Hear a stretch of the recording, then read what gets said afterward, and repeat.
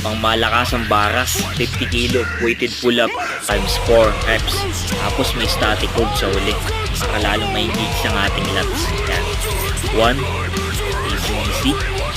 2, maliwala. 3, ops.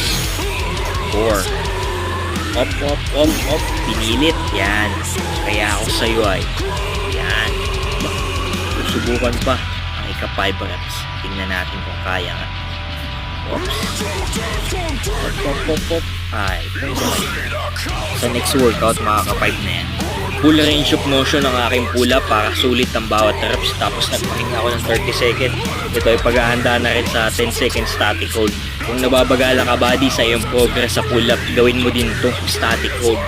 Mag-hold ka dun sa bar hanggat kaya mo. Dito nagkakasubukan ng lakas sa static hold. Talagang kahit nanginginig na yung aking siko, pinapanatili ko pa din.